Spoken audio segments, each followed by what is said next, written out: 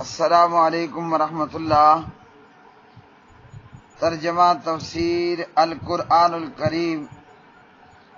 سبق نمبر 1016، سورۃ الاحزاب، آیت نمبر 9، پارہ نمبر 21۔ اعوذ باللہ من الشیطان الرجیم۔ یا ایہا الذین آمنوا اذکروا نعمت اللہ علیکم اذ جاءتکم جنود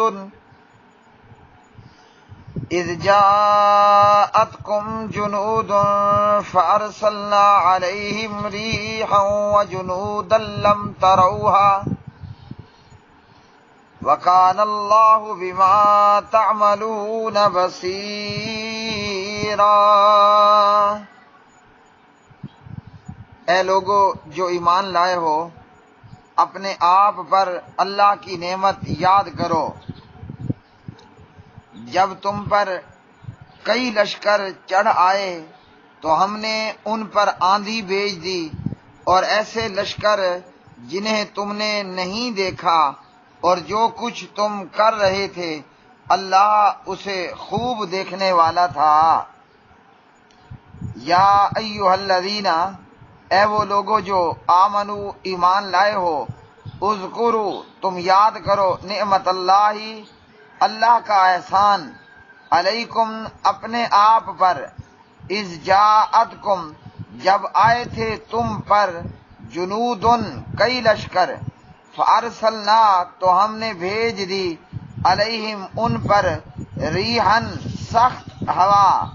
وجنودن اور ایسے لشکر، لم تروہا نہیں تم نے دیکھا ان کو، وکانا اور تھا، اللہ اللہ، بما عملون تم کر رہے تھے، بصیرا خوب دیکھنے والا۔ پیارے بھائیوں اور میری بہنوں، سے آج کی آیت مبارکہ، اس آیت مبارکہ میں اللہ سبحانہ و تعالی نے غزوہ احزاب کا، غزوہ خندق کا ذکر فرمایا۔ عرب کے قبائل، مشرکین سے نکالے گئے یہود اور مدینے کے اندر اور اس طرح دیگر لوگ مسلمانوں کے اوپر حملہ آور ہوئے۔ مقصد یہ تھا کہ مدینے سے اینٹ بجا دی جائے اور مسلمانوں پر ایک ساتھ بہت بڑا حملہ کر کے مسلمانوں کا اور اسلامی ریاست کا خاتمہ کر دیا جائے۔ صحیح اور مشہور روایات کے مطابق شوال سن 5 ہجری کے اندر غزوہ احزاب، غزوہ خندق واقع ہوا۔ کفار اور مدینے کے اندر موجود یہودی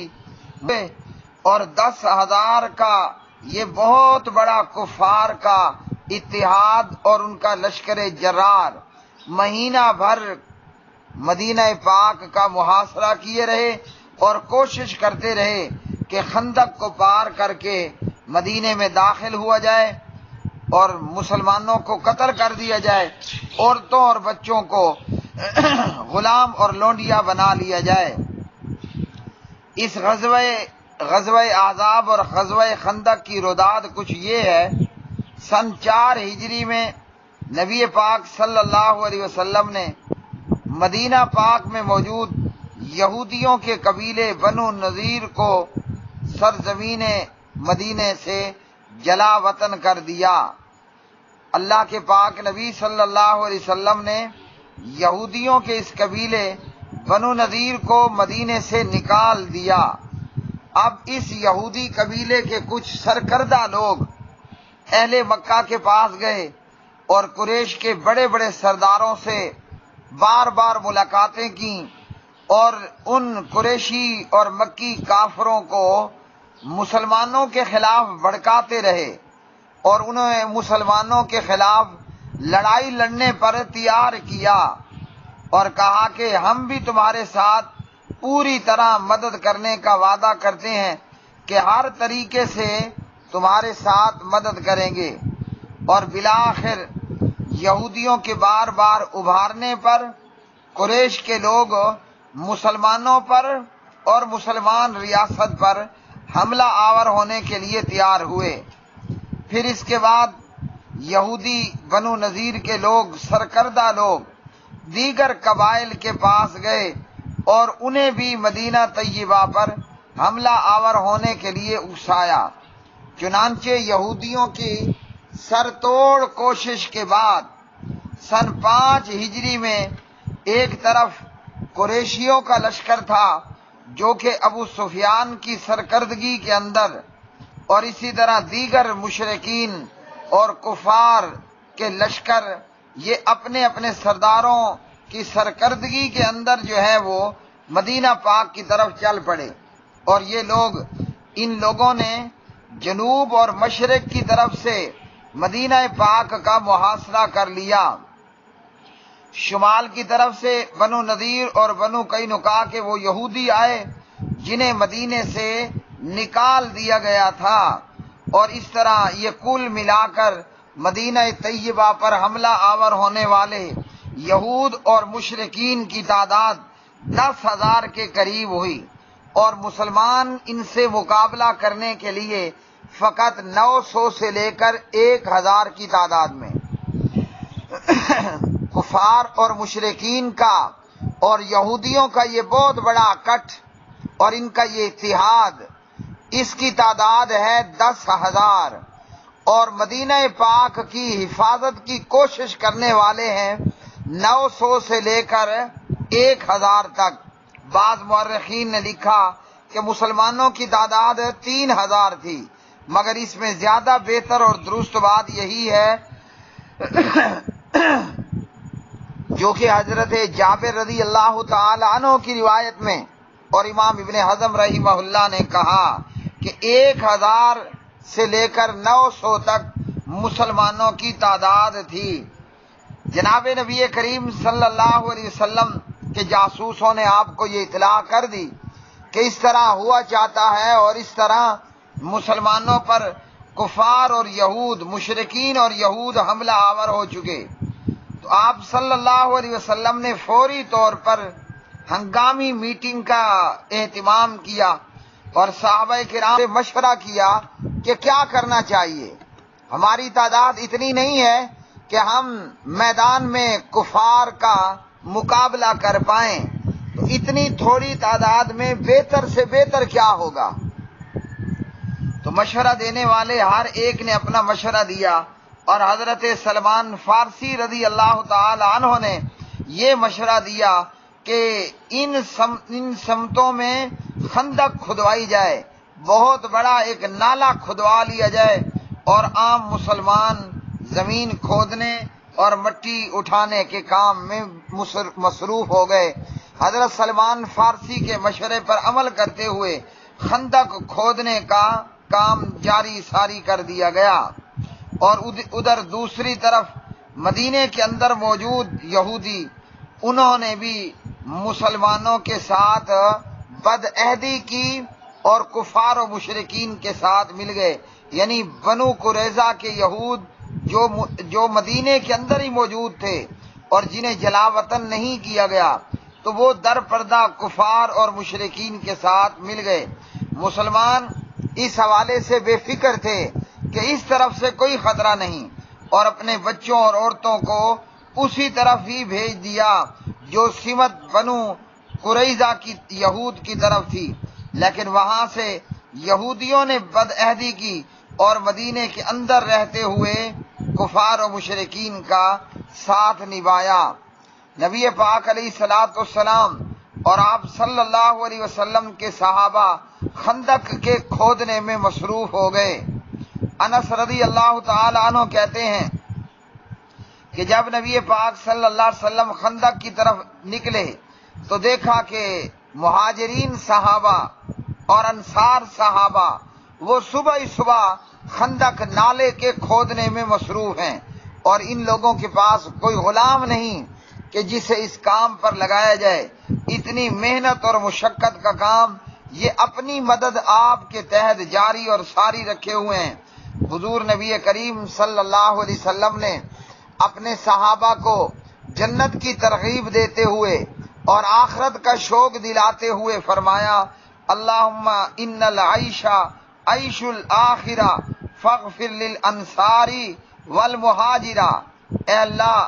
زندگی تو بس آخرت کی زندگی ہے، تو انصار اور مہاجرین کی بخشش فرما دے۔ تو اللہ کے پاک نبی علیہ الصلوۃ والسلام نے یہ کہہ کر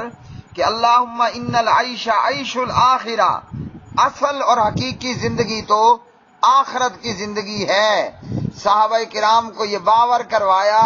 کہ بھلے تمہاری تعداد 1000 ہے اور دشمن 10,000 کی تعداد میں ہے، مگر موت سے نہ گھبرانا، آخرت کو پانے کے لیے اور آخرت کے درجات کی بلندی حاصل کرنے کے لیے دنیا کی یہ زندگی قربان کر ڈالو، اصل اور حقیقی زندگی تو آخرت کی زندگی ہے۔ اور پیارے نبی صلی اللہ علیہ وسلم کے صحابہ انصار اور مہاجرین بھی آپ کی ترغیب اور آپ کا ابھارنا سمجھ گئے اور کہنے لگے، نحن الذین بایعوا محمدا علی الجہاد ما بقینا ابدا، ہم بھی وہ ہیں کہ جنہوں نے اپنے امام اور اپنے نبی محمد الرسول اللہ صلی اللہ علیہ وسلم کے ہاتھ پر بیعت کر لی ہے جہاد کی۔ ہاں جی، جہاد کیا ہے؟ ماریں گے اور مر جائیں گے، ماریں گے اور مریں گے۔ تو ہم نے بیعت کر لی ہے ہمیشہ کے لیے، جب تک ہماری جان میں جان ہے۔ اللہ کے پاک نبی کے جملوں کے جواب میں کہ اللہم ان العیش عیش الآخرہ، زندگی تو آخرت کی زندگی ہے، حقیقی زندگی تو وہی زندگی ہے۔ صحابہ نے بھی جواباً کہا، جب تک جان میں جان باقی ہے مارتے رہیں گے، مرتے رہیں گے، قتل کرتے رہیں گے، قتل ہوتے رہیں گے۔ جو کافر اور مشرک ہمارے ہاتھ چڑھے گا وہ بچ کر جانے والا نہیں ہوگا۔ تو جناب نبی کریم صلی اللہ علیہ وسلم جواب میں کہتے، اللہم انہ لا خیر الا خیر الآخرہ فبارک فی الانصار والمہاجرہ، اے اللہ خیر تو بس آخرت ہی کی خیر ہے، سو آپ انصار اور مہاجرین میں برکت فرمائیے۔ اور غزوہ خندق احزاب کے موقع پر صرف مسلمانوں کی تعداد ہی کم نہیں، یعنی مسلمانوں کو صرف قلت تعداد کا ہی سامنا نہیں ہے، بلکہ صورتحال انتہائی ابتر، کھانے اور پینے کے لیے بھی ان مدنی لشکر والوں کے پاس، ان لشکر طیبہ والوں کے پاس کھانے اور پینے کے لیے بھی کچھ نہیں ہے۔ اور بندہ لڑتا تب ہے کہ جب جان میں جان ہو، بندہ لڑتا تب ہے کہ جب بندے کی جان میں جان ہو۔ جب کئی دنوں کا بھوکا ہو تو وہ تو بھوک اور پیاس کے مارے سیدھا ہی نہ کر سکے اپنی کمر کو، وہ میدان میں کھڑے ہو کر تلوار کیا چلائے گا، تیر کیا چلائے گا، نیزے اور ڈھال کا استعمال کیا کرے گا۔ تو صحابہ کرام کی بھوک کی حالت یہ ہے کہ کئی دن ہو چکے کھایا اور پیا کچھ بھی نہیں ہے، کیونکہ ادھر برابر خندق بھی کھودی جا رہی ہے اور ادھر یہ 10,000 کا لشکر جو یہ ارادہ کر کے آیا تھا کہ بس گھنٹوں منٹوں اور چند دنوں کے اندر مسلمانوں کا اور اسلامی ریاست کا ہم نٹ ہی مٹا دیں گے، انہیں نیست و نابود کر دیں گے، لیکن انہیں یہاں مہینہ بھر رکنا پڑا۔ اس لیے یہ لشکر ہر دن تیز سے تیز اور سخت سے سخت حملہ آور ہوتے۔ تو صحابہ کرام کی بھوک کی حالت انس بیان کرتے ہیں، جی صحابہ کرام کو دو ہتھیلیاں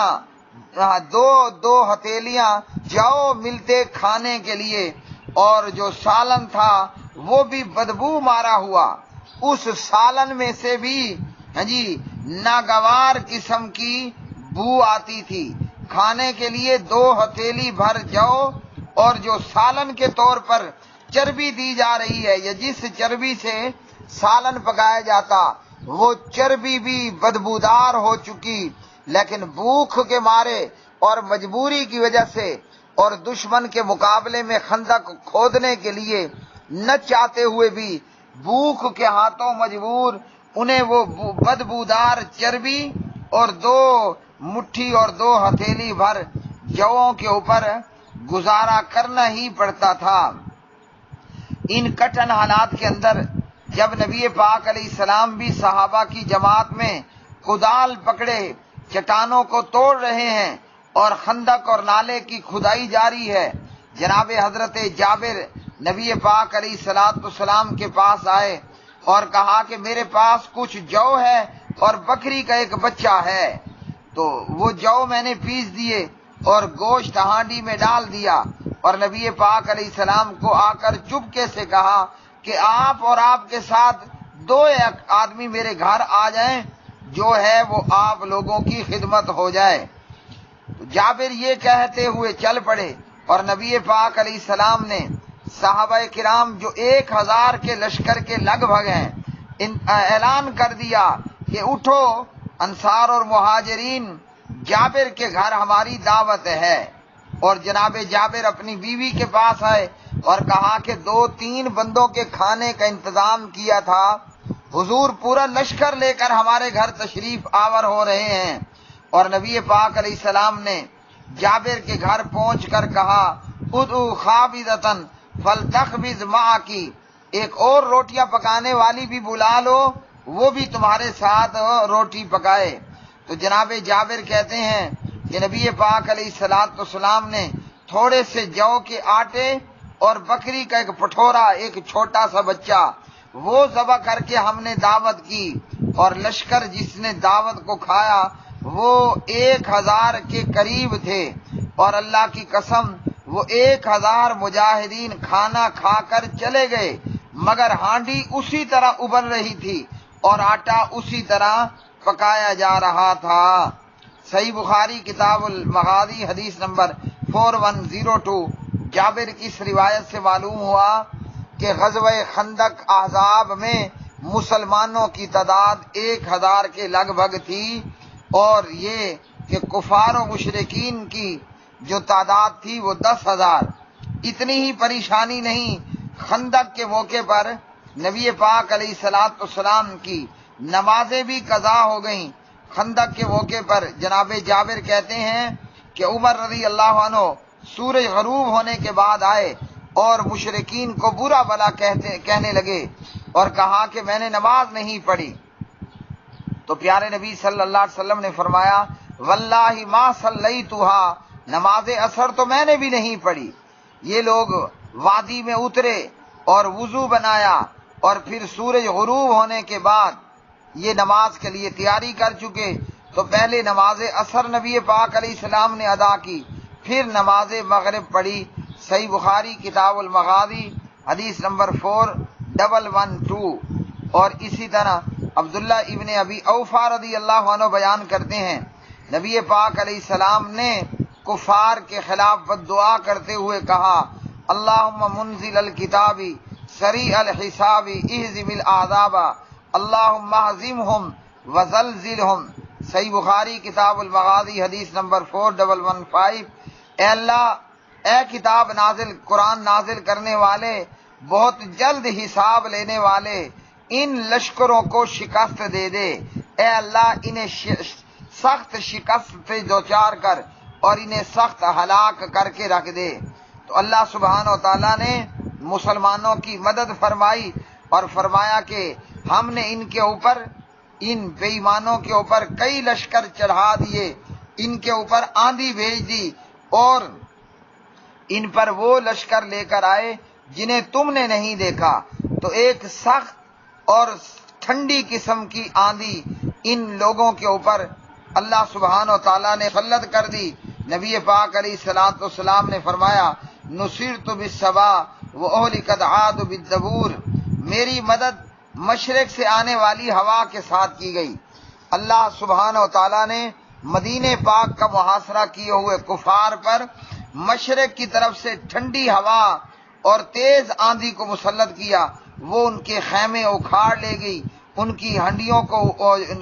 उलट दिया और उनके जानवर और उनके घोड़े और उनके ऊंट रस्सियां तुड़वा कर भाग पड़े और इन काफरों पर شدید ڈر اور خوف طاری ہوا تو یہ راتوں رات محاصرہ چھوڑ کر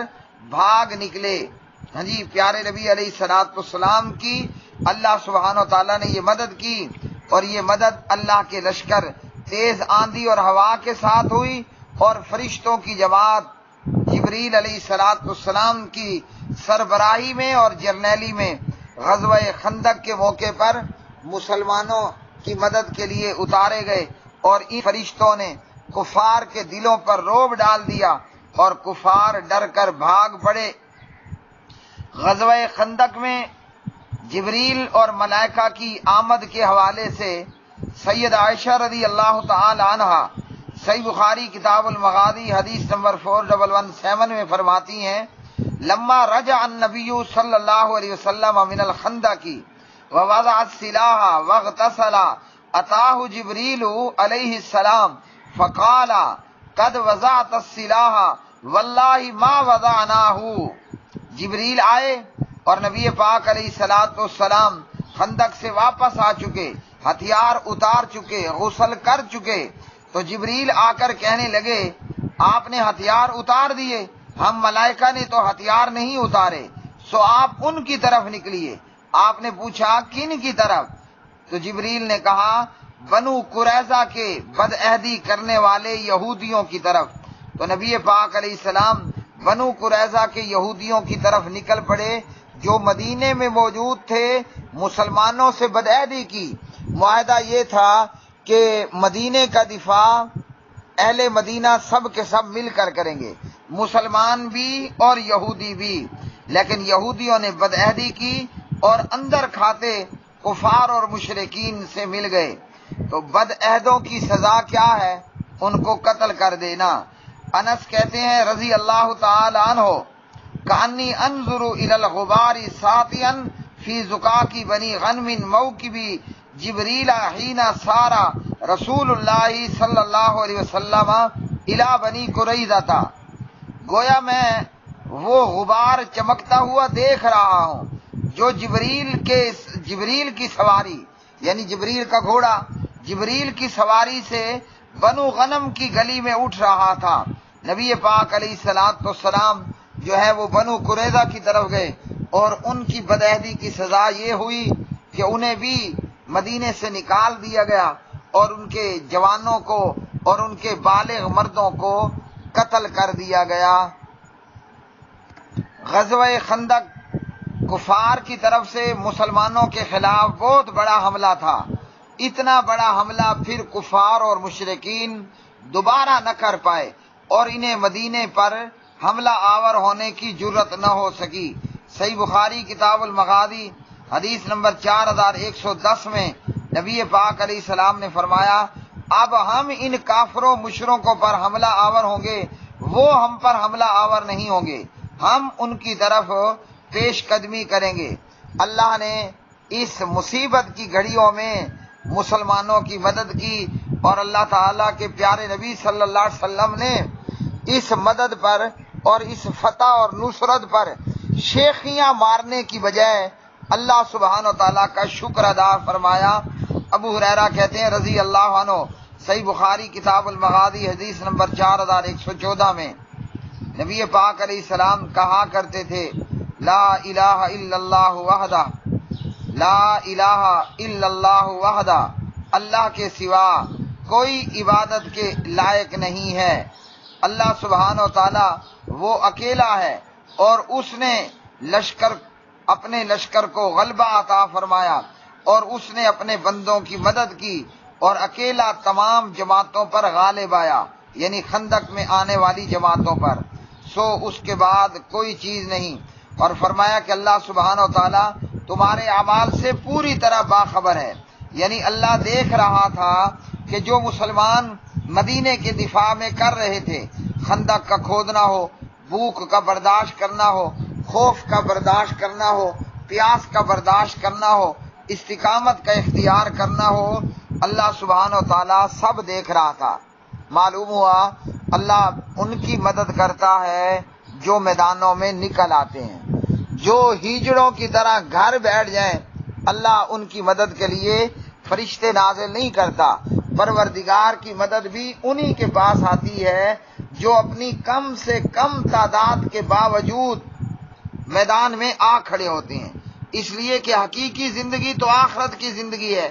ہاں جی، صحابہ کرام نے یہی سوچا کہ گیدڑ کی طرح 100 سال زندہ رہنے سے بہتر ہے کہ ایک دن کی زندگی ہو مگر شیر کی طرح کی زندگی ہو۔ تو اللہ سبحانہ و تعالیٰ مدد کن کی کرتے ہیں؟ جو تھوڑے ہونے کے باوجود میدان میں کھڑے ہو جائیں۔ تو اللہ اپنی مدد کے لیے تیز ہواؤں کو بھی بھیجتا ہے، بارشوں کا نازل بھی کرتا ہے، اور اپنے فرشتوں کی جماعتوں کو بھی بھیجتا ہے۔ وآخر دعوانا